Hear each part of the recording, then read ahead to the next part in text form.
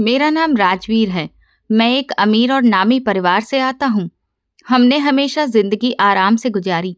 माँ बाप की इकलौती औलाद होने की वजह से मैंने हर तरह का लाड़ प्यार देखा। मेरी पैदाइश से पहले ही मेरे लिए दुनिया की सारी सुख सुविधाएं जुटा ली गई थीं। मैंने अपनी मर्जी की जिंदगी गुजारी है और कभी भी किसी को खुद को रोकने टोकने का मौका नहीं दिया।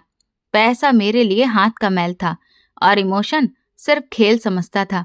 मुझे लगता था कि दुनिया की हर चीज खरीदी जा सकती है, यहाँ तक कि इंसानों को भी।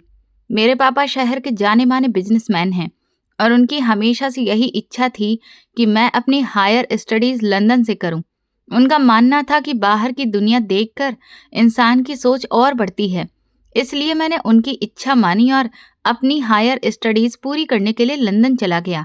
वहां मैंने 2 साल खूब अय्याशी और आज़ादी के साथ गुजारे। पढ़ाई तो सिर्फ एक बहाना था, असली मकसद तो नई दुनिया की रंगीनियों को देखना था। लंदन की जिंदगी ने मुझे और ज्यादा बेपरवाह और घमंडी बना दिया था। 2 साल बाद जब मैं अपनी डिग्री लेकर घर वापस आया तो मेरे अंदर एक अलग ही घमंड था। घर वापस आते ही मेरे माँ बाप मेरी शादी कर देना चाहते थे। वो चाहते थे कि अब मैं घर बसा लूं और जिम्मेदारियों का बोझ उठाने लगूं। मैं आते ही पापा का बिजनेस खुद से संभाल लिया। मेरे दिमाग और कारोबारी सोच ने मेरे पापा के बिजनेस को और नई ऊंचाइयों तक पहुंचा दिया। जिंदगी में कभी किसी चीज की कोई कमी नहीं रही थी। पैसा, रुतबा और ताकत सब कुछ मेरे कदमों में पड़ा था। माँ जल्द से जल्द मेरी शादी करना चाहती थी, लेकिन न जाने क्यों मेरा दिल ही नहीं चाहता था कि मैं शादी करूं। मुझे लगता था कि शादी एक कैद है और मैं उस कैद के लिए अभी तैयार नहीं था। मैं आज़ादी से उड़ना चाहता था और किसी भी रिश्ते में बंधना मेरे लिए घुटन की वजह थी। माँ अक्सर जब भी मेरे कमरे में आती तो बस एक ही रट लगाकर बैठ जाती थी। राजवीर बेटा, अब तो तुमने बिजनेस भी अच्छे से संभाल लिया है। अब तो मेरे लिए बहू ले आओ। देखो, मैं बूढ़ी हो रही हूँ, मुझे भी अपने पोते पोतियों का मुंह देखना है। मैं हमेशा मुस्कुराकर बात को टाल देता। माँ, अभी मुझे कुछ और वक्त चाहिए। अभी तो मैंने जिंदगी को जीना शुरू ही किया है। आप क्यों बार बार मुझे जंजीरों में जकड़ने की बातें करती हैं? लेकिन माँ आखिर कहाँ मानने वाली थी। उन्होंने मेरी एक भी नहीं सुनी। जिंदगी अपने रूटीन में चल रही थी कि एक दिन माँ ने अचानक ये घोषणा कर दी कि उन्होंने अपनी सहेली की बेटी के साथ मेरा रिश्ता तय कर दिया है। मैं इसका विरोध करना चाहता था, लेकिन फिर पापा की सख्ती के आगे मेरी एक भी नहीं चल पाई।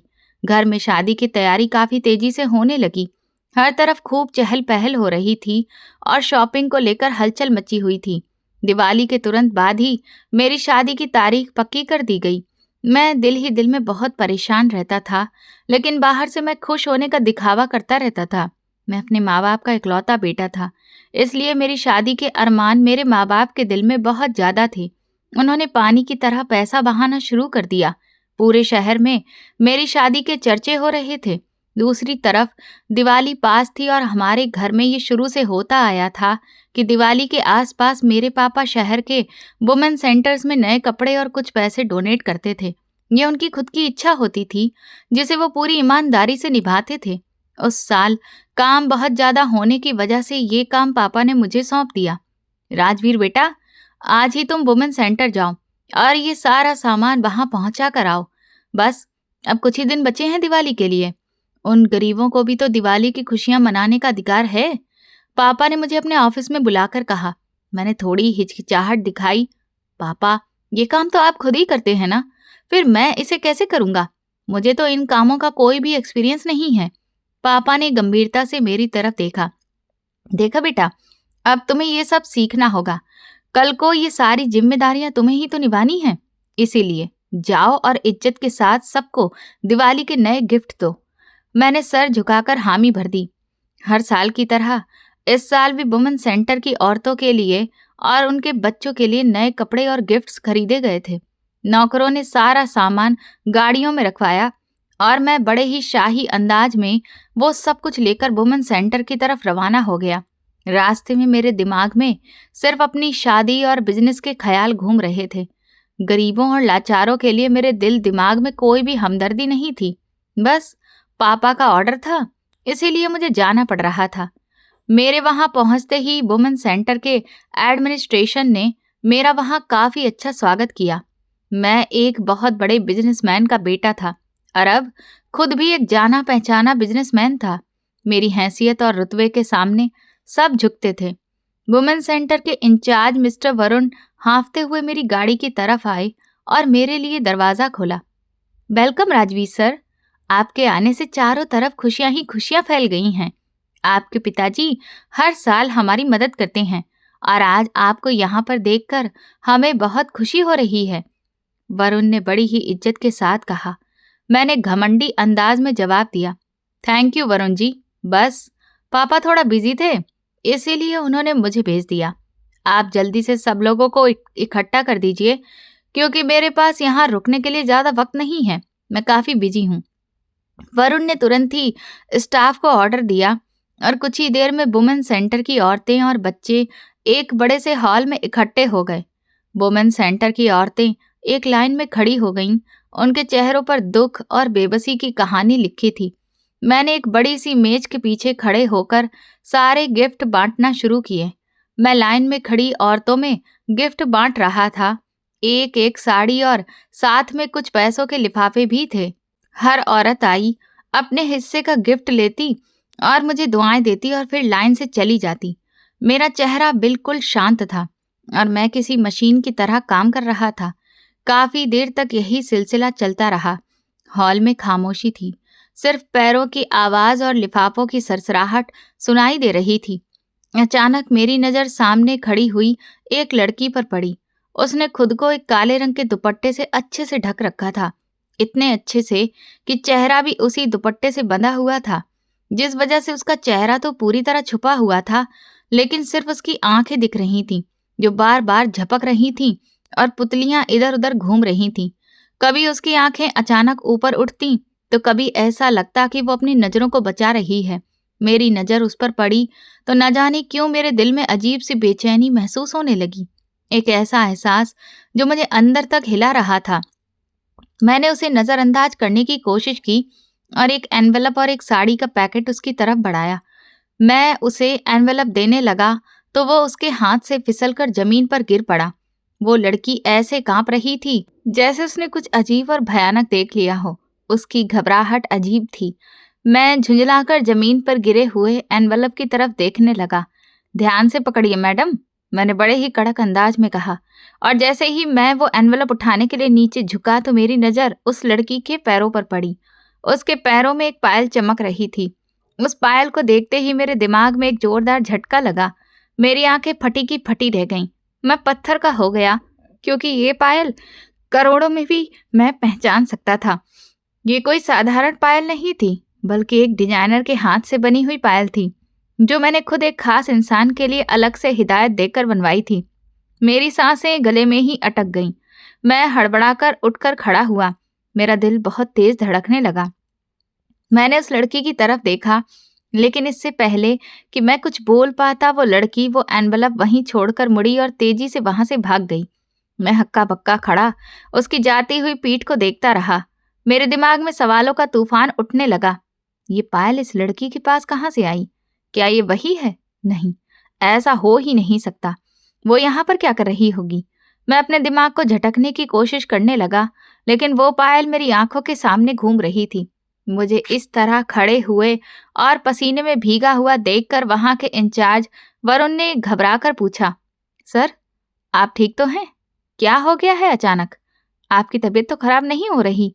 मैं मुश्किल से अपने सूखे होठों पर जुबान फेर कर इस बात पर सिर हिला पाया। ये लड़की कौन है? मैंने वरुण से पूछा। मेरी आवाज में एक अजीब सी कपकपी थी, जिसे मैं छुपाने की नाकाम कोशिश कर रहा था। जब मैंने स्टाफ से पूछा तो वरुण ने गहरी सांस ली और अफसोस भरे अंदाज में बोला, सर, ये बहुत शरीफ घर की लड़की है, पढ़ी लिखी भी है, लेकिन किस्मत की मारी है। बेचारी, किसी धोखेबाज ने प्यार के रंगीन सपने दिखाकर झूठी शादी के सपने दिखाए और फिर बेचारी को बीच रास्ते में छोड़कर चला गया।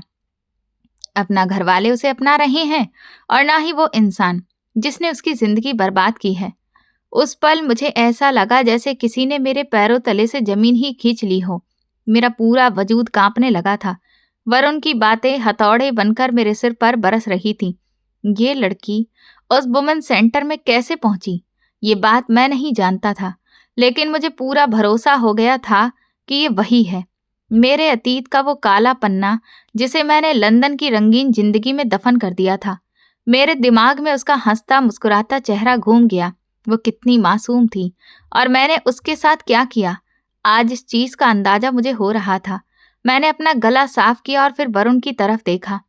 कब से है ये यहाँ पर और इसका खर्चा कौन उठा रहा है? मैंने जानबूझकर पूछताछ करने वाले अंदाज में पूछा ताकि मेरा असली रूप सामने ना आए। वरुण ने जवाब दिया, सर, पूरा 1 साल हो गया है इसे यहाँ पर आए हुए। ये कुछ भी नहीं मांगती है, बस जो दे देते हैं वही खा लेती है। बेचारी लड़की बहुत दुखी है और दिन रात पढ़ाई में मेहनत भी कर रही है।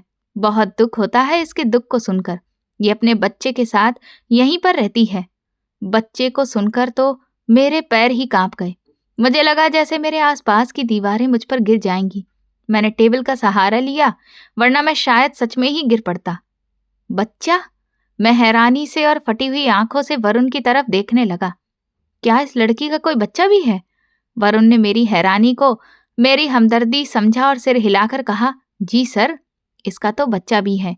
बेचारी का तकरीबन 1 साल या 1.5 साल का चांद सा बेटा है। बस उसी बच्चे को लेकर इसी वुमेन सेंटर में रह रही है। उसी बच्चे की वजह से ही तो इसकी सांसें चल रही हैं, वरना ये तो कब की खत्म हो जाती।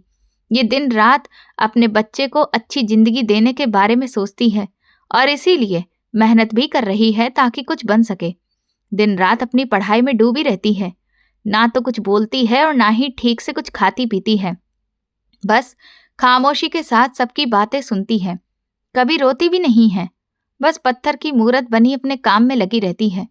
मुझे ऐसा महसूस हुआ जैसे एक पल में मेरी पूरी दुनिया पलट गई। मेरा दिल धक धक कर रहा था, मेरा दिमाग सुन्न पड़ चुका था। 1 साल का बच्चा यानी कि मेरा बेटा, वो यहाँ वुमेन सेंटर में ऐसे बुरे हालातों में रह रहा था और मैं वहाँ अपने बंगले में ऐशो आराम की जिंदगी जी रहा था। मेरी आंखों के सामने अंधेरा छाने लगा। मैंने जो एनवेलप और साड़ियाँ बांटने के लिए हाथ में पकड़े हुए थे, वो सब वहीं टेबल पर रख दिए। वरुण जी, बाकी का सामान आप खुद ही बांट दीजिए। मेरी तबीयत अचानक से बहुत खराब हो रही है, मुझे वापस जाना होगा। मैंने मुश्किल से अपने शब्द बोले। वरुण ने परेशानी से कहा, जी सर, आप फिक्र मत करिए, मैं सब कुछ बांट दूंगा, आप आराम करिए। मैं गाड़ी तक आपके साथ ही चलता हूँ। मैंने हाथ के इशारे से उन्हें रोका और तेज कदमों से चलता हुआ वुमेन सेंटर से बाहर निकल आया। मेरी हालत एक पागल इंसान के जैसी थी। मैंने गाड़ी का दरवाजा खोला और ड्राइवर की सीट पर बैठ गया। मैंने ड्राइवर को पीछे बैठने का इशारा किया और खुद ही ड्राइविंग करने लगा। मुझे नहीं पता था कि मैं गाड़ी कैसे चला रहा हूँ। ढेर सारे ख्यालों का बोझ मेरे दिमाग पर बैठ गया था। मेरी शादी, मेरा अतीत, वो पायल और वो आंखें और वो 1 साल का बच्चा, सब कुछ मिलकर मुझे पागल कर रहे थे। मैंने कभी सोचा भी नहीं था कि मेरा अतीत इस भयानक तरीके से मेरे सामने आकर खड़ा हो जाएगा। मैं घर पहुंचा तो सीधा अपने कमरे में चला गया। माँ ने मुझे आते देखा तो पूछने लगी, राजवीर बेटा, तुम तो बहुत जल्दी आ गए, सब सामान बांट दिया था तुमने? मैंने कोई जवाब नहीं दिया और कमरे का दरवाजा अंदर से लॉक कर लिया।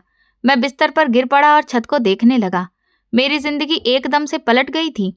वो लड़की जिसके साथ मैंने सिर्फ वक्त गुजारा था, जिसे मैं खेल समझकर शादी कर ली थी और फिर उसे उसके हाल पर छोड़कर यहाँ से भाग गया था, वो डर डर की ठोकरें खा रही थी। मेरे ही शहर के वुमेन सेंटर में पहुंच गई थी। मेरी आंखों के सामने वो दुपट्टे में लिपटी हुई, उसकी कांपती हुई आंखें घूमने लगीं। वो मुझे पहचान गई थी, इसलिए वो वहां से भाग गई। उसने मुझे देख लिया था। मैंने अपने बाल नोच लिए। ये मैंने क्या कर दिया था? मेरा घमंड और मेरे स्वार्थ ने एक हंसती खेलती जिंदगी को बर्बाद कर दिया था। मैं कितना गिरा हुआ इंसान था। मैं अपने आप से नफरत करने लगा था। मोबाइल की घंटी तभी बजी। मैंने स्क्रीन पर देखा तो मेरी होने वाली पत्नी का नाम चमक रहा था। मैंने फोन उठाकर दीवार पर दे मारा। मोबाइल के टुकड़े टुकड़े हो गए। मेरी शादी के दिन बिल्कुल करीब थे, लेकिन मेरी बढ़ती हुई बेचैनी मुझे और ज्यादा बेचैन करती जा रही थी। अब मुझे ना घर की फिक्र थी ना शादी की। मुझे सिर्फ उस चेहरे की तलाश थी जो उस दुपट्टे के पीछे छुपा हुआ था। मुझे जानना था कि उसके साथ इन सालों में आखिर क्या हुआ है। वो उस वुमेन सेंटर में कैसे पहुंची और मेरा बच्चा वो कैसा दिखता है। मैं सारी रात कमरे में चक्कर लगाता रहा। किसी भी चीज में मेरा दिल नहीं लग रहा था। ऐसा लग रहा था जैसे एक बहुत बड़ा गुनाह और एक बहुत बड़ा बोझ मेरे दिल पर रखा हो। ऐसा लगता था जैसे मेरा अपना ज़मीर मेरे साथ झगड़ा कर रहा था। क्या मैं किसी के साथ इतना गलत कर सकता हूँ? ये सवाल मुझे सोने ही नहीं दे रहा था। मुझे अपनी औकात और अपनी असलियत का अंदाजा हो रहा था। मैं जो खुद को दुनिया का सबसे बड़ा पावरफुल आदमी समझता था, आज अपने ही ज़मीर के सामने हार गया था। सुबह की रोशनी कमरे में फैल रही थी, लेकिन मेरी आंखों में नींद का नामो निशान नहीं था। मैंने फैसला कर लिया था कि अब मुझे उससे मिलना ही होगा। मुझे अपने गुनाहों का पश्चाताप करना था। मैं यूं ही इस बात को नहीं रख सकता था। मैं जल्दी से फ्रेश हुआ, कपड़े बदले और बिना किसी को कुछ भी बताए हुए घर से निकल पड़ा। मेरी मंजिल एक बार फिर से वही वुमेन सेंटर थी, जहां कल मैं एक घमंडी बिजनेसमैन बनकर गया था और आज एक मुजरिम बनकर जा रहा था। मैंने गाड़ी तेजी से दौड़ाई। सड़क सुनसान थी, लेकिन मेरे अंदर एक तूफान उठ रहा था। मैं वुमेन सेंटर के गेट पर पहुंचा और तेजी से हॉर्न बजाया। चौकीदार ने घबराकर गेट खोला। मैंने गाड़ी अंदर खड़ी की और सीधा वरुण के ऑफिस की तरफ गया। वरुण जी, मैंने दरवाजा खोलते ही तेज आवाज में कहा। वरुण मुझे इतनी सुबह सुबह वहां पर देखकर हैरान रह गया। राजवीर सर, आप? सब कुछ ठीक तो है ना? इतनी सुबह सुबह आप यहाँ कैसे? मैं उसके टेबल के सामने खड़े होकर ठंडे अंदाज में बोला। मुझे उस लड़की से मिलना है, अभी और इसी वक्त। वरुण परेशान हो गया। कौन सी लड़की सर? वही लड़की जो कल काले दुपट्टे में लिपटी हुई थी और जिसका वो छोटा सा बच्चा है। मुझे उससे अभी मिलना है। मेरी आवाज में एक ऐसी शक्ति थी जिसे टालना वरुण के बस में नहीं था। लेकिन सर, वो तो किसी से भी नहीं मिलती है। हमने तो उसे कभी किसी से बात करते हुए भी नहीं देखा है। आप भला उससे क्यों मिलना चाहते हैं? वरुण ने डरते डरते पूछा। तुम्हें इससे कोई भी मतलब नहीं होना चाहिए वरुण। मेरा जो ऑर्डर है, बस तुम वही मानो। उसे यहाँ पर बुलाओ या फिर मुझे उसके कमरे तक लेकर चलो।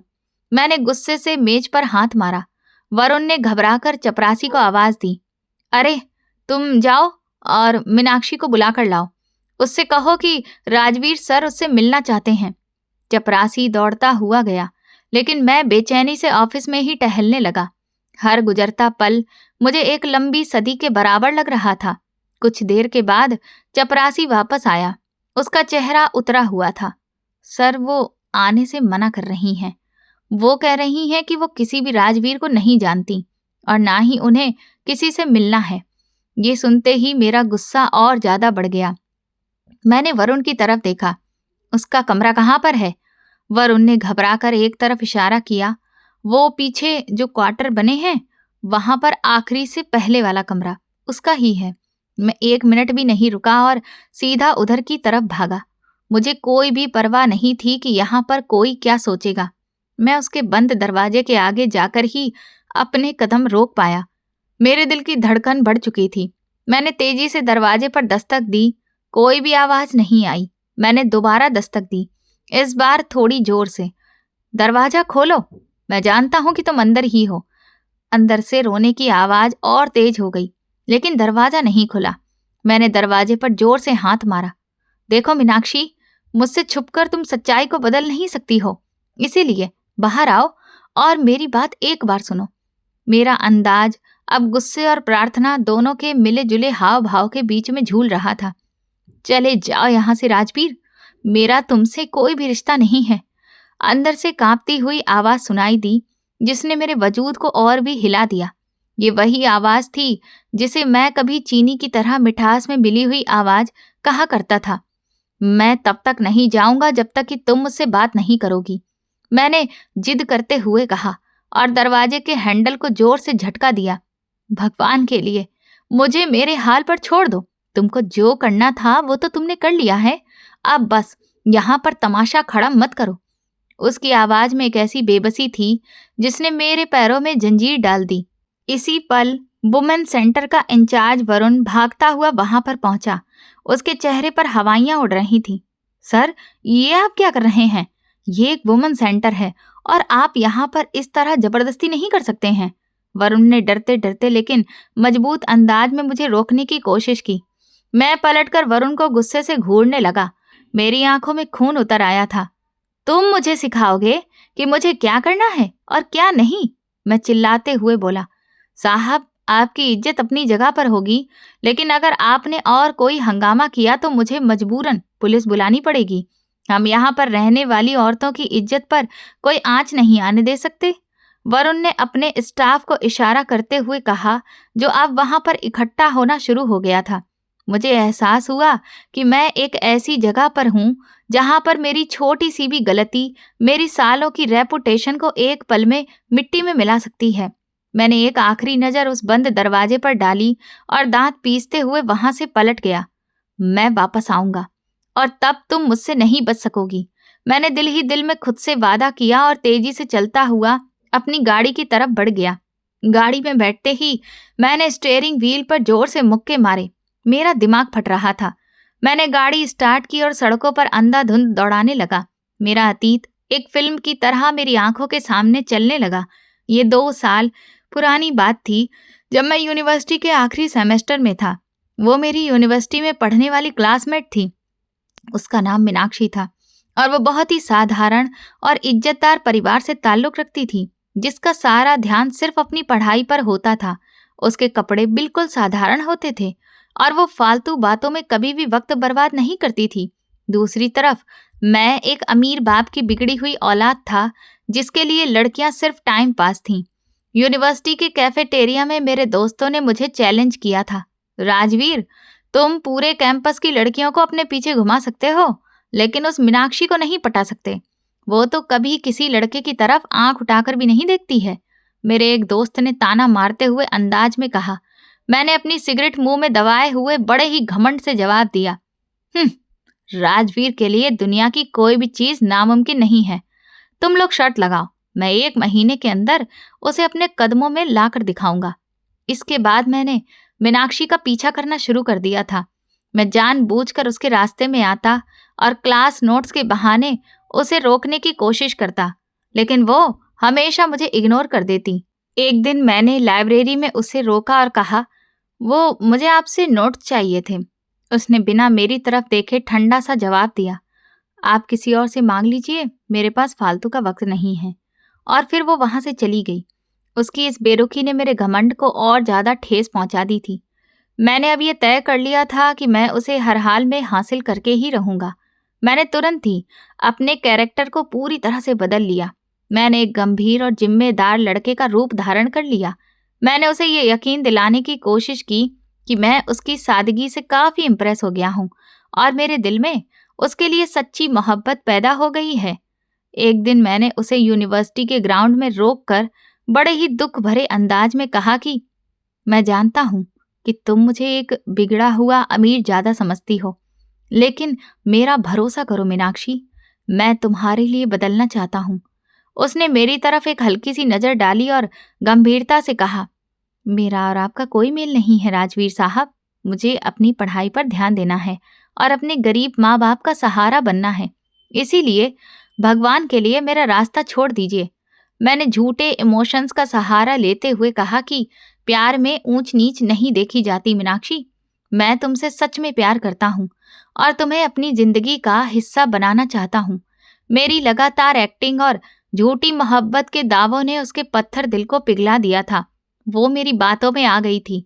हम चुप चुप कर मिलने लगे थे। मैंने उसे मोहब्बत के वो सब हसीन सपने दिखाए जिनकी हकीकत में कोई सच्चाई नहीं थी। जब मुझे महसूस हुआ कि वो पूरी तरह से मेरे जाल में फंस चुकी है, तो मैंने अपना आखिरी पत्ता फेंका। एक दिन मैंने उसे अपने फार्म हाउस में बुलाकर कहा कि मीनाक्षी, मेरे घर वाले अभी हमारी शादी के लिए नहीं मानेंगे। मैं नहीं चाहता कि हम कोई भी पाप करें, इसलिए हम शादी कर लेते हैं। वो ये सुनकर घबरा गई थी।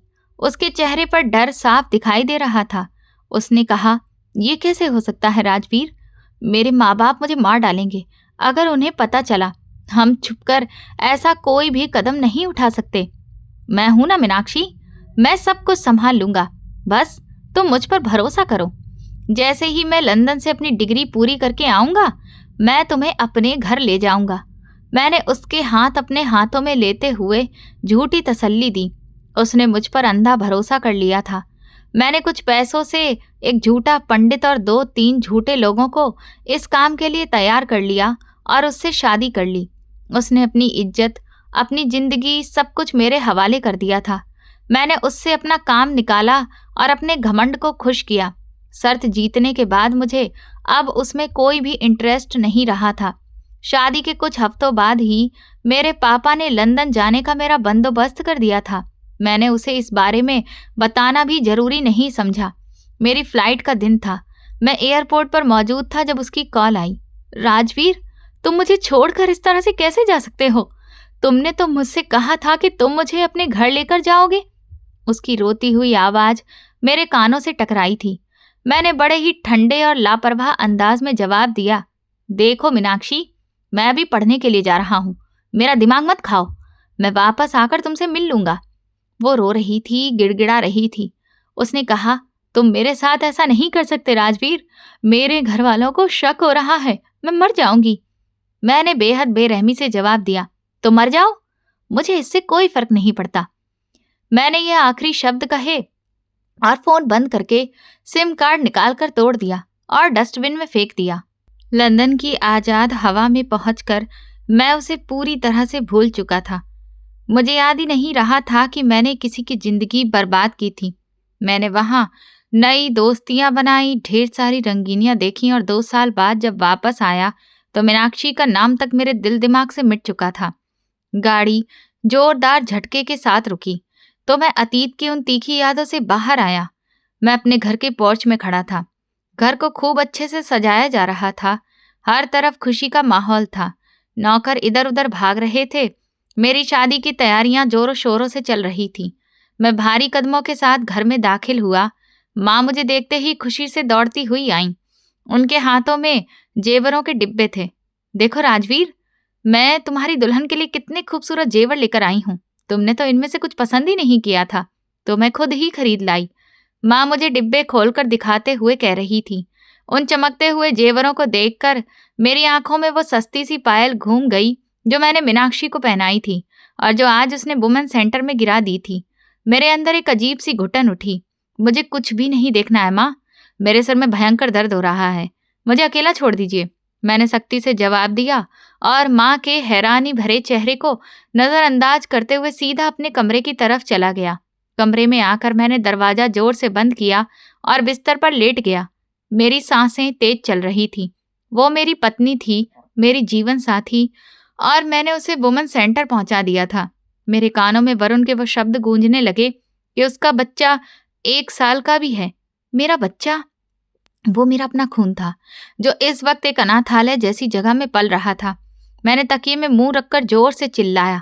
मेरा अपना ही जमीर मुझे काट कर खा रहा था। मुझे नहीं पता था कि मैं इस सब सिचुएशन का सामना कैसे करूंगा। घर में शादी की हलचल मची हुई थी।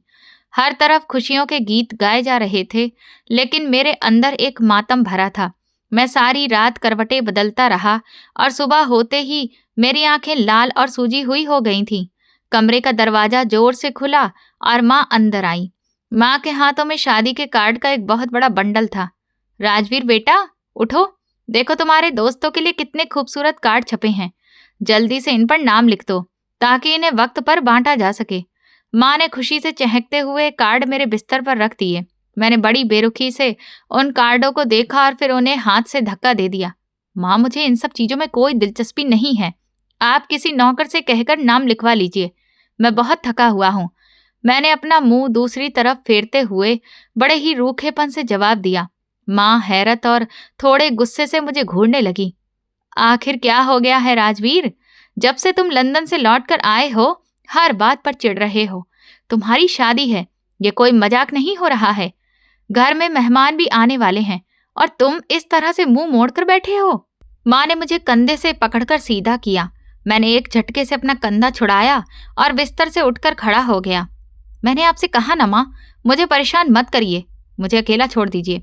मैं किसी भी मेहमान से नहीं मिलना चाहता। मेरी आवाज में एक अजीब सी झुंझलाहट थी जिसने माँ को और ज्यादा परेशान कर दिया। वो कुछ देर मुझे देखती रही और फिर बड़बड़ाती हुई कमरे से बाहर चली गई। मैं सिर पकड़कर वहीं सोफे पर बैठ गया। मेरा दिमाग फट रहा था। मुझे किसी भी तरह से ये जानना था कि मीनाक्षी इन 2 सालों में कितनी मुश्किलों से गुजरी है। मैंने फोन उठाया और अपने पुराने दोस्तों को कॉल मिलाई, जिनके सामने मैंने ये शर्त लगाई थी। 1 घंटे के बाद मैं शहर के एक महंगे कैफे में अपने दोस्तों कबीर और आदित्य के सामने बैठा था। उनके चेहरों पर मेरे अचानक कॉल आने की वजह से हैरानी पसरी थी। कबीर ने कॉफी का मग हाथ में लेते हुए मुझे ध्यान से देखा। क्या बात है राजवीर, तुम इतने परेशान क्यों लग रहे हो? शादी की खुशी हजम नहीं हो रही है क्या? उसने हंसते हुए ताना मारा। मैंने मेज पर जोर से हाथ मारा, जिससे कॉफी का मग छलक गया। अपनी बकवास बंद करो कबीर, मैं यहाँ तुम लोगों से कोई मजाक करने के लिए नहीं आया हूँ। मुझे सच सच बताओ, जब मैं लंदन चला गया था तो फिर मीनाक्षी का क्या हुआ था? मेरी आंखों में खून उतर आया था और मेरी आवाज पूरे कैफे में गूंज गई थी। आदित्य ने घबराकर इधर उधर देखा और मुझे शांत करने की कोशिश की। राजवीर, धीरे से बोलो यार, लोग देख रहे हैं। हमें क्या पता मीनाक्षी का क्या हुआ? तुम तो उसे छोड़कर चले गए थे ना। हमने भी फिर कभी उसे पलट कर नहीं देखा और ना ही उससे कोई संपर्क रखा। आदित्य ने सफाई पेश करते हुए कहा। मैं एकदम से कबीर का कॉलर पकड़कर उसे अपनी तरफ खींच लिया। तुम झूठ बोल रहे हो, मुझे सब पता है। तुम लोगों ने ही मुझे उकसाया था। अब मुझे एक एक बात सच सच बताओ, वरना मैं तुम दोनों की जान ले लूंगा। मेरा अंदाज इतना खतरनाक था कि कबीर के माथे पर पसीना आ गया। कबीर ने कांपते हाथों से मेरा हाथ अपने कॉलर से हटाया। अरे यार, तुम पागल हो गए हो क्या? छोड़ो मुझे, मैं तुम्हें बता तो रहा हूं ना जो भी मुझे पता है। उसने गहरी सांस ली और अपनी नजरें झुका ली। मैंने उसे छोड़ दिया और कुर्सी पर पीछे होकर बैठ गया। जल्दी से बोलो, मेरे पास फालतू का वक्त नहीं है और ना ही मेरे पास इतना सब्र है, मैंने कड़क अंदाज में कहा। कबीर ने हिचकिचाते हुए बोलना शुरू किया। राजवीर, जब तुम चले गए थे तो मीनाक्षी पागलों की तरह तुम्हें ढूंढती रही। उसने हमसे भी कई बार संपर्क किया। वो रोती रही, मिन्नतें करती रही कि तुम्हारा नंबर दे दें, लेकिन तुमने मना किया था, इसीलिए हमने उसे टाल दिया। कबीर की बात सुनकर मेरे सीने में ऐसा लगा जैसे सैकड़ों सुइयां चुभने लगी हों। तो फिर उसके घर वालों का क्या हुआ? उन्होंने उसे स्वीकार क्यों नहीं किया? मैंने बेचैनी से अगला सवाल पूछा। आदित्य ने बीच में बोलते हुए कहा। राजवीर, उसके घर वालों को कुछ समय के बाद शक हो गया था कि वो प्रेग्नेंट है। जब ये बात खुली तो उसके पापा और भाइयों ने उसे बेदर्दी से बहुत मारा पीटा। मोहल्ले वालों ने भी ये सारा तमाशा देखा था। उन्होंने उसे उसी रात घर से निकाल दिया था। इसके बाद वो कहाँ गई और किस हाल में रही, हमें कुछ भी पता नहीं चला। हमने भी इस मामले से खुद को दूर कर लिया था। ये सुनते ही मेरा दिमाग सुन्न पड़ गया। प्रेग्नेंट और घर से निकाल दिया गया, बेदर्दी से मारा पीटा गया। ये शब्द मेरे कानों में शीशा बनकर पिघलते जा रहे थे। मैंने ये क्या किया था? एक मासूम लड़की के साथ सिर्फ अपने घमंड और शर्त को जीतने के लिए मैंने उसकी पूरी जिंदगी बर्बाद कर दी थी। उसके परिवार ने उसे ठुकरा दिया और मैं, जिसे उसे सहारा देना था, वो यहाँ से फरार हो गया था। मैंने अपना चेहरा हाथों में छुपा लिया और फिर जैसे तैसे बाहर निकल आया। मेरे दोस्त पीछे से आवाज देते रहे, लेकिन मैंने पलटकर नहीं देखा। मैंने गाड़ी स्टार्ट की और सड़कों पर बेमकसद घूमने लगा। मुझे अब अपने आप से ही लग रहा था कि मैं किसी दरिंदे से कम नहीं हूँ। वो लड़की दर दर कर ठोकरें खाती रही और मैं लंदन में अय्याशी करता रहा। वो मेरे बच्चे की माँ बनने वाली थी और मैंने उसका फोन तक उठाना गवारा नहीं किया था। ये कैसा जुर्म था जिसकी माफी शायद भगवान भी मुझे नहीं देता। रात का वक्त हो चुका था। जब मैं घर वापस आया, पोर्च में मेरी होने वाली बीवी निशा की गाड़ी खड़ी थी। मैंने एक लंबी सांस ली और अंदर दाखिल हुआ। लाउंज में माँ, पापा और निशा बैठकर हंसकर बातें कर रहे थे। मुझे देखते ही निशा तेजी से मेरे पास आई। राजवीर, तुम कहाँ थे सुबह से? मैं तुम्हारा कब से इंतजार कर रही हूँ। हमें हनीमून का डेस्टिनेशन भी तो फाइनल करना था। तुमने तो मुझे कुछ भी बताना जरूरी ही नहीं समझा। निशा ने मेरे बाजू में हाथ डालते हुए बड़े ही लाड़ से कहा। मैंने सख्ती से अपना बाजू उसकी गिरफ्त से बाहर किया और पीछे हट गया। मुझे इस वक्त किसी भी फालतू बात में कोई दिलचस्पी नहीं है। जो भी फैसला करना है तुम लोग खुद ही कर लो, मुझे इन सब से दूर रखना, मैंने ठंडे और रूखे अंदाज में कहा। निशा का चेहरा उतर गया और उसकी आंखों में आंसू आ गए। ये तुम कैसी बातें कर रहे हो राजवीर? हमारी शादी होने वाली है और तुम मुझसे इस तरह से बात कर रहे हो जैसे कि मैं कोई अजनबी हूं। उसने रोती हुई आवाज में शिकायत की। पापा ने गुस्से से अखबार मेज पर पटक दिया और खड़े हो गए।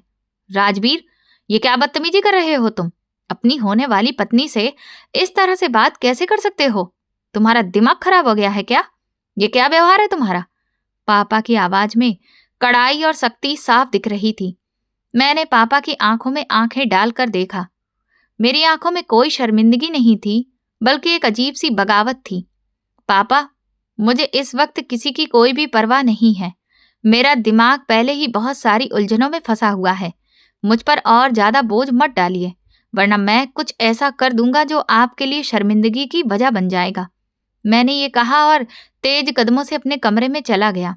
पीछे से पापा की चिल्लाने वाली आवाजें आती रहीं, लेकिन मैंने दरवाजा जोर से बंद कर दिया। मैं कमरे में अंधेरा करके चुपचाप बैठ गया। निशा के चेहरे पर जो दुख था, वो मीनाक्षी के दुख के सामने कुछ भी नहीं था। निशा को तो सिर्फ मेरी बेरुखी का दुख था, लेकिन मीनाक्षी ने तो अपनी इज्जत, अपना घर और अपना वजूद तक मेरे पीछे बर्बाद कर दिया था, और बदले में उसे सिर्फ रुसवाई और वुमेन सेंटर की छत मिली थी। अगले कुछ दिन मेरे लिए किसी नरक से कम नहीं थे। घर में ढोलकें बज रही थी, मेहंदी लगाई जा रही थी और मेरा दम घुट रहा था। मुझे हर खुशी, हर ठहाका अपने जख्मों पर तेजाब की तरह महसूस हो रहा था। रात के वक्त मैं चुपके से घर से निकलता और वुमेन सेंटर की उस पुरानी बिल्डिंग के सामने जाकर खड़ा हो जाता। मैं अंदर जाने की हिम्मत नहीं कर पा रहा था, लेकिन उस बिल्डिंग की दीवारों को देखकर मुझे ऐसा लगता जैसे कि मेरा बेटा मुझे बुला रहा हो। एक रात बारिश हो रही थी। मैं अपनी गाड़ी वुमेन सेंटर के सामने रोककर खिड़की से बाहर देख रहा था। बारिश की बूंदें शीशे पर गिर रही थीं और मेरे अंदर पछतावे का एक समंदर तूफान मार रहा था। मैंने कितना बड़ा जुल्म किया है तुम्हारे साथ मीनाक्षी। तुमने मुझ पर अंधा भरोसा किया और मैंने उस भरोसे को अपने पैरों तले से रौंद दिया। मैं इस काबिल तो नहीं हूं कि तुमसे माफी मांग सकूं। मैंने स्टीयरिंग पर सर रखकर खुद से कहा। मेरी आंखों से आंसू बहने लगे जो मैंने आज तक कभी नहीं बहाए थे। मेरा गुरूर, मेरा घमंड, मेरी दौलत, सब कुछ अब बेकार महसूस हो रहा था। मुझे एहसास हो रहा था कि दुनिया का सारा पैसा मिलकर भी मुझे वो सुकून नहीं दे सकता जो मैंने उस लड़की से छीन लिया था। मेरी शादी के दिन बिल्कुल पास आ गए थे, लेकिन मेरी बढ़ती बेचैनी मुझे और ज्यादा परेशान करती जा रही थी। मुझे लगता था जैसे एक बहुत बड़ा पहाड़ मेरे सीने पर रखा हुआ है और मैं सांस नहीं ले पा रहा हूं। किसी भी चीज में मेरा दिल नहीं लग रहा था। ऐसा लग रहा था जैसे बहुत बड़ा गुनाह और एक बहुत बड़ा बोझ मेरे दिल पर रखा हुआ है। ऐसा लगता था जैसे मेरा अपना जमीर मुझे बार बार धिक्कार रहा हो कि क्या मैं किसी के साथ इतना गलत कर सकता हूँ? ये सवाल मुझे पागल कर रहा था। मैंने फैसला कर लिया था कि अब मैं इस हकीकत से और ज्यादा नहीं भागूंगा। मैं किसी झूठे शादी के बंधन में बंधकर एक और लड़की की जिंदगी बर्बाद नहीं करूंगा और ना ही अपने बच्चे को उस वुमेन सेंटर की दीवारों के पीछे सड़ने दूंगा। मुझे अपने गुनाहों का हिसाब देना था और इसकी शुरुआत मुझे इसी बिल्डिंग के अंदर से करनी थी। मेरी शादी के दिन बस 1-2 ही बचे थे, लेकिन मेरी बेचैनी ने मुझे पागल कर दिया था। राजवीर बेटा, तुमने अपनी तैयारी अभी तक पूरी नहीं की। घर में मेहमानों की लाइन लगी हुई है और तुम यहाँ अंधेरे में बैठे हो। माँ ने कमरे का दरवाजा खोलते हुए हैरत, परेशानी और गुस्से से कहा। उनके माथे पर फिक्र की लकीरें साफ दिखाई दे रही थीं। मुझे किसी चीज की कोई परवाह नहीं है माँ। भगवान के लिए आप मुझे मेरे हाल पर छोड़ दीजिए। मुझसे ये सब नहीं हो रहा है। मैंने अपने बालों में हाथ फेरते हुए कहा। मेरा पूरा वजूद पसीने में भीग चुका था। ये कैसी बातें कर रहे हो तुम? क्या तुम पागल हो गए हो? तुम्हारी शादी है और तुम इस तरह से मातम मना रहे हो। माँ ने मेरे पास आकर हैरानी और सदमे की हालत में मुझसे पूछा। उनकी आंखों में डर साफ दिखाई दे रहा था। हाँ, मैं पागल हो गया हूँ, क्योंकि मुझे अपनी औकात का अंदाजा हो गया है। मैं एक दरिंदा हूँ। मैंने चिल्लाते हुए मेज पर रखा हुआ गिलास जमीन पर दे मारा। मेरी आवाज में एक अजीब सी दहशत थी। मुझे अपनी गलती का एहसास हो रहा था। उस दिन मैं कुछ भी सोचे समझे बिना दोबारा से वुमेन सेंटर पहुंचा और वहां के स्टाफ से कहा कि मुझे उस लड़की से मिलना है। राजवीर साहब, आप फिर से यहाँ आ गए। मैंने आपको बताया था ना कि वो लड़की किसी से नहीं मिलती। आप हमारे सेंटर का माहौल खराब कर रहे हैं। वरुण ने मेरा रास्ता रोकते हुए बड़े ही गंभीर और गुस्से के अंदाज में कहा। उसकी आंखों में मेरे लिए कोई भी लिहाज नहीं था। मुझे मत रोको वरुण, आज अगर तुमने मुझे उस लड़की से मिलने नहीं दिया तो मैं यहाँ की ईंट से ईंट बजा दूंगा। उसे बुलाओ यहाँ। मैंने उसका कॉलर मजबूती से पकड़कर उसे अपनी तरफ खींचा और बड़े ही खतरनाक अंदाज में उसे धमकी दी। मेरी आंखें खून की तरह लाल हो रही थीं। साहब, मैंने अपना आदमी भेजा था, लेकिन उस लड़की ने आपसे मिलने से मना कर दिया है। वो आपका नाम सुनकर और ज्यादा डर गई है। वरुण ने घबराकर खुद को मुझसे छुड़ाते हुए बेबसी से जवाब दिया। लेकिन मैं एक बार, सिर्फ एक बार उससे मिलकर माफी मांगना चाहता था। मीनाक्षी, दरवाजा खोलो। मैं जानता हूं कि तुम अंदर हो और मुझे सुन रही हो। भगवान के लिए एक बार बाहर आ जाओ। मैं उसके क्वार्टर का दरवाजा जोर जोर से पीटते हुए बड़े ही दर्दनाक और प्रार्थना भरे अंदाज में कह रहा था। मेरे गले में आंसुओं का फंदा बन गया था। चले जाओ यहां से राजवीर, मेरा तुमसे कोई रिश्ता नहीं है। मुझे और मेरे बच्चे को हमारे हाल पर छोड़ दो। अंदर से मीनाक्षी की कांपती हुई आवाज आई। उसकी आवाज में एक औरत की बेबसी और डर छुपा हुआ था। मैं कहीं भी नहीं जाऊंगा मीनाक्षी। जब तक तुम मुझसे बात नहीं करोगी मैं यहीं पर मर जाऊंगा, लेकिन वापस नहीं जाऊंगा। मैंने दरवाजे की चौखट पर माथा टेकते हुए भरी हुई आवाज में कहा। मेरी सांसें उखड़ रही थीं। वो मेरे सामने आई तो मैं उसके पैरों में बैठ गया और बोला, मुझे एक बार माफ कर दो मीनाक्षी। जाओ, मैंने तुम्हें माफ किया राजवीर, लेकिन जिस चीज के लिए तुम यहाँ पर आए हो वो तुम्हें कभी नहीं मिलेगी। तुम मेरे बच्चे को मुझसे नहीं छीन सकते। उसने बड़े ही ठंडे और नफरत भरे अंदाज में मुझे धक्का देते हुए कहा। उसकी आंखों में ममता की ढाल थी और मेरे लिए सिर्फ नफरत थी। उसे ये लगा था कि मैं अपने बच्चे का सुनकर यहाँ पर आया हूँ, क्योंकि वो लड़की कोई और नहीं, मेरी पत्नी थी, जिसके साथ मैंने चोरी छुपे शादी की थी। अपने माँ बाप को इस बारे में अभी तक नहीं बताया था। मैं यहाँ अपने बच्चे को छीनने नहीं आया मीनाक्षी, मैं तुम्हारे लिए आया हूँ। मैं अपनी उस पत्नी के लिए आया हूँ जिसे मैंने खुद ही बर्बाद किया था। मैंने रोते हुए उसके पैरों में अपना सिर रख दिया और पश्चाताप से अपने गुनाहों को एक्सेप्ट किया। मेरा दिल फट रहा था। अब तुम्हें पत्नी याद आ गई राजवीर? जब तुम मुझे अंधेरे में धकेल कर खुद रंगीन जिंदगी में चले गए थे, तब तुम्हारा जमीर कहाँ सोया हुआ था? उसने अपना पैर तेजी से पीछे खींच लिया और एक भयंकर आवाज के साथ गुस्से से सिसकते हुए उसने मुझसे सवाल किया। उसके आंसू नीचे गिर रहे थे।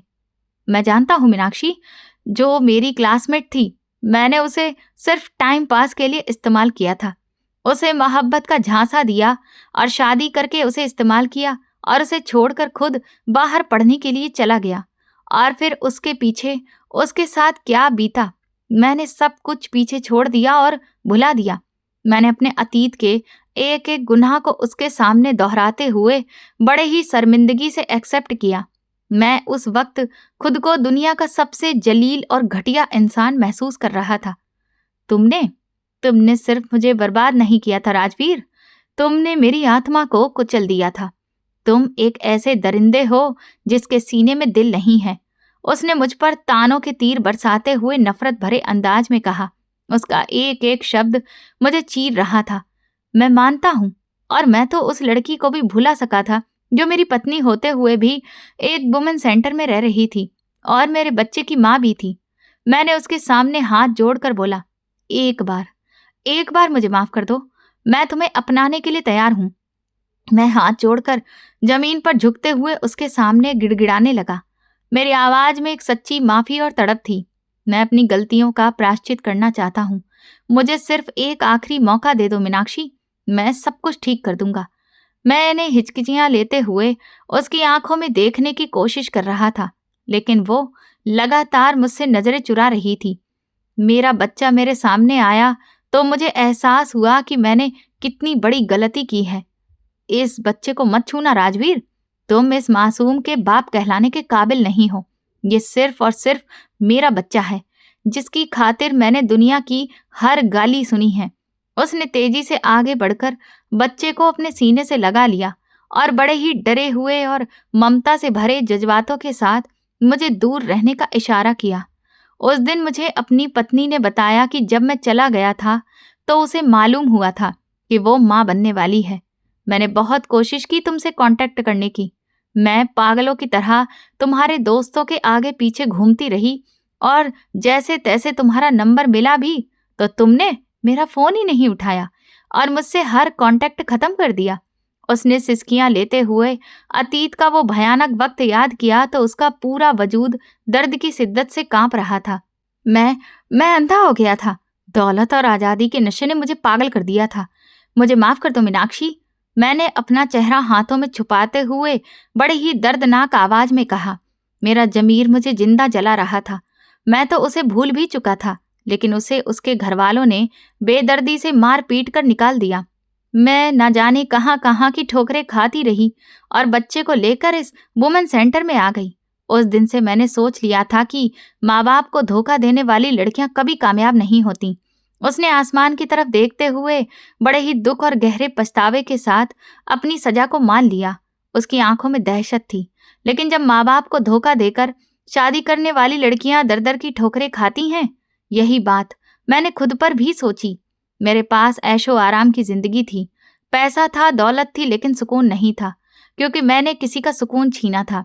मैंने भरी हुई आवाज में उसे अपने अंदर की हलचल को बताया। मेरी आंखों से लगातार पश्चातावे के आंसू बह रहे थे। मैं तुम्हारे साथ वापस नहीं जाऊंगी राजवीर, मैं यहाँ सुकून में हूँ, मुझे तुम्हारी दौलत नहीं चाहिए, उसने मुंह फेरते हुए बड़े ही खोखले अंदाज में कहा। लेकिन उसकी आंखों में छुपी मोहब्बत अभी पूरी तरह से मरी नहीं थी। मैं तुम्हें यहाँ रहने के लिए नहीं छोड़ सकता मीनाक्षी, तुम्हें मेरे साथ चलना ही होगा, हमारे बच्चे की खातिर। मैंने आगे बढ़कर उसका हाथ मजबूती से पकड़ते हुए बड़े ही जिद्दी और मिन्नत भरे अंदाज में कहा। आखिरकार उसे माफी मांगकर अपने घर ले आया और अपनी माँ से कह दिया कि मैं अपनी इसी पत्नी को अपने घर में रखूंगा। ये किस वुमेन सेंटर की भिखारन को तुम मेरे घर में ले आए हो राजवीर? और ये बच्चा, ये किसका है? तुम्हारा दिमाग तो खराब नहीं हो गया है? माँ ने मीनाक्षी और उसके बच्चे को पुराने कपड़ों में देखते हुए बड़े ही नफरत और गुस्से से चिल्लाते हुए मुझसे सवाल किया। उनका चेहरा गुस्से से लाल हो गया था। ये मेरी पत्नी मीनाक्षी है माँ, और ये मेरा अपना खून, मेरा बेटा है। मैंने इसके साथ बहुत जुल्म किया है, लेकिन अब ये इसी घर में मेरी पत्नी बनकर रहेगी। मैंने मीनाक्षी को अपनी पीछे छुपाते हुए बड़े ही दो टूक और अटल अंदाज में अपनी माँ को जवाब दिया। जब मैंने अपने माँ बाप को सब बताया तो उन्होंने मुझे बहुत डांटा और कहा कि किसी की बेटी की इज्जत को इस तरह से बर्बाद नहीं करते। तुमने हमारे परिवार की नाक कटवा दी है राजवीर। हमने तुम्हें लंदन इसलिए भेजा था कि तुम वहां से ये गुल खिला कर आओगे। पापा ने आगे बढ़कर मेरे मुंह पर एक जोरदार थप्पड़ जड़ दिया और बड़े ही नफरत और गुस्से से मुझ पर चिल्लाए। उनकी आंखों में मेरे लिए मायूसी थी। और मेरी बेटी का क्या होगा, जिसकी शादी कुछ दिन के बाद तुम्हारे साथ होने वाली थी? तुमने तो हमें कहीं का नहीं छोड़ा, अब हम किसको मुंह दिखाएंगे? मेरी होने वाली सास ने बड़े ही दुख और गुस्से से मुझे कोसते हुए कहा। उनके शब्द मेरे लिए खंजर की तरह थे। मैं बहुत शर्मिंदा हूँ आंटी, लेकिन मैं अब एक और गुनाह अपने सिर पर नहीं ले सकता। मैं आपकी बेटी की जिंदगी बर्बाद नहीं कर सकता। ये कहकर उसने माफी मांगते हुए मैंने आंटी को इस रिश्ते के लिए मना कर दिया। मैंने कहा, मैं सिर्फ और सिर्फ मीनाक्षी का पति हूँ। मैं सिर झुकाकर बड़ी ही शर्मिंदगी लेकिन मजबूत इरादे के साथ उस रिश्ते के लिए मना कर दिया। इस इनकार के बाद आंटी वहां से चली गईं। मैंने मीनाक्षी का हाथ पकड़कर उसे अपने कमरे में ले जाने लगा तो उसने अचानक झटके से अपना हाथ मेरे हाथ से छुड़ा लिया। मैं दंग रह गया कि भला अब वो ऐसा क्यों कर रही है। उसने अपनी पत्थर जैसी आंखें करते हुए मुझसे कहा, राजवीर, तुमने मेरे साथ जो कुछ भी किया उसके बारे में सबको पता था, सिवाय तुम्हारे माँ बाप के। मैं यहाँ आज तुम्हारे साथ इसलिए नहीं आई थी कि तुम्हें माफ करूं और तुम्हारे साथ तुम्हारी पत्नी बनकर रहूं, बल्कि मैं चाहती थी कि तुम कितने बड़े दरिंदे हो ये तुम्हारे माँ बाप को भी तो पता चले। और इस खुलासे के लिए ही मैं यहाँ तक चलकर आई। और अब जबकि तुम्हारी सच्चाई सबके सामने आ चुकी है तो अब मैं यहाँ से जा रही हूँ। ये सुनते ही मेरे पैरों तले से जैसे जमीन निकल गई। मैं एक बार फिर से मीनाक्षी के पैरों में बैठ गया। जब वो मेरे गिड़गिड़ाने पर भी नहीं मानी तो मैंने उसे हमारे बच्चे के बेहतरीन भविष्य का वास्ता दिया। तो उसने पलटकर कहा कि तुम्हें मेरे बच्चे की फिक्र करने की कोई जरूरत नहीं है राजवीर। तुम्हें क्या लगता है कि मैंने इतने दुख दर्द जो कुछ भी सही है वो क्या सब ऐसे ही थे? मैंने सब कुछ सिर्फ और सिर्फ अपने बच्चे के लिए सहा है। और तुम्हें क्या लगता है कि क्या मुझे अपने बेटे के बेहतरीन भविष्य की चिंता नहीं है? क्या मैं उसे हमेशा वुमेन सेंटर में रखने वाली थी? बिल्कुल भी नहीं। एक प्रेमिका कमजोर हो सकती है राजवीर, एक पत्नी भी, लेकिन एक माँ कभी भी कमजोर नहीं होती। एक माँ अपने बच्चों के लिए दुनिया की किसी भी बड़ी मुसीबत, बड़ी से बड़ी चट्टान से भी टकरा जाती है। और तुमसे ज्यादा मुझे अपने बच्चे की परवाह है। इतने समय से मैं वुमेन सेंटर में सिर्फ इसलिए रह रही थी ताकि अपने आप को मजबूत बना सकूं और अपने बेटे को एक बेहतरीन जिंदगी दे सकूं। इसके बारे में मैं कभी सपने में भी नहीं सोच सकती थी। और किस्मत का खेल देखो कि आज ही मेरा वो सपना पूरा भी हुआ, और साथ ही साथ में मेरा मकसद कि तुम्हारी असलियत तुम्हारे माँ बाप को पता चले, ये भी आज ही होना था।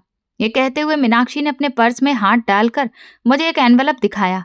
जब मैंने उसमें से कागज निकालकर पढ़ा तो मैं हैरान भी था और बहुत खुश भी, क्योंकि मीनाक्षी का सिलेक्शन बतौर जूनियर असिस्टेंट की पोस्ट पर हो चुका था।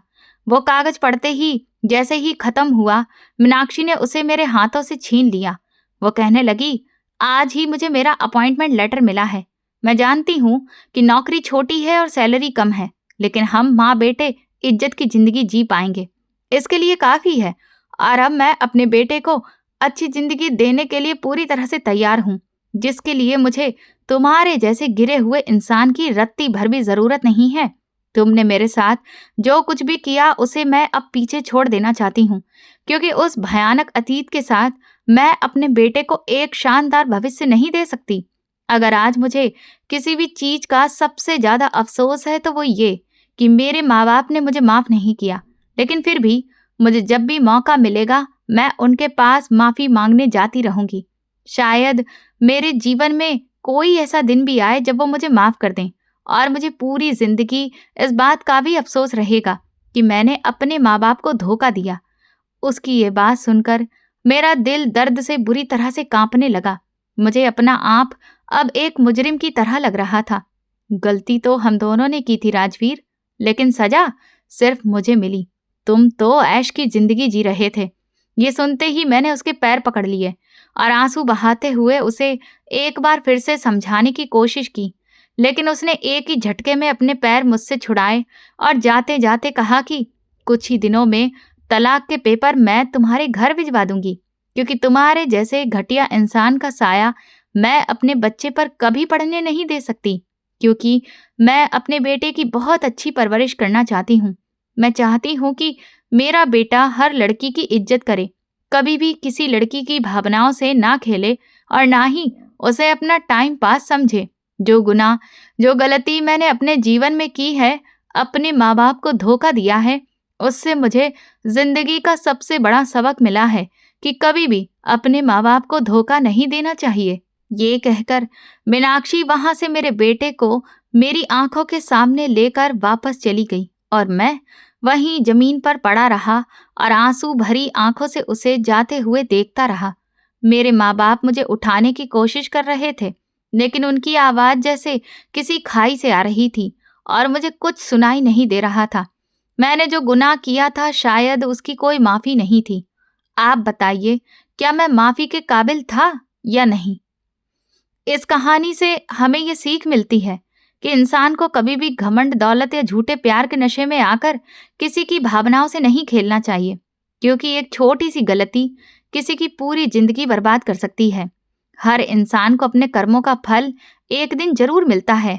साथ ही ये भी सीख मिलती है कि माँ बाप का भरोसा कभी भी नहीं तोड़ना चाहिए और एक माँ अपने बच्चे के लिए सबसे बड़ी ताकत बन जाती है। इसलिए जिंदगी में हमेशा सच्चाई, जिम्मेदारी और दूसरों की इज्जत को सबसे ऊपर रखना चाहिए। तो दोस्तों, अगर आपको ये कहानी पसंद आई है तो कमेंट करके जरूर बताएं। वीडियो को लाइक करें, हाइप दें और ज़्यादा से ज़्यादा शेयर करें। चैनल पर नए हैं तो सब्सक्राइब करें और नोटिफिकेशन बेल दबाएं ताकि अगली अपडेट सबसे पहले आपको मिले। ये कहानी पूरी तरह से काल्पनिक है और इसका उद्देश्य केवल मनोरंजन और एक सामाजिक संदेश देना है। कहानी के सभी पात्र, स्थान और घटनाएं लेखक की कल्पना पर आधारित हैं। यदि किसी व्यक्ति, स्थान या घटना से इसकी समानता होती है तो इसे केवल एक संयोग ही माना जाए। इस कहानी के माध्यम से किसी की भावनाओं को ठेस पहुंचाने या किसी व्यक्ति, समाज या संस्था को बदनाम करने का कोई उद्देश्य नहीं है। धन्यवाद।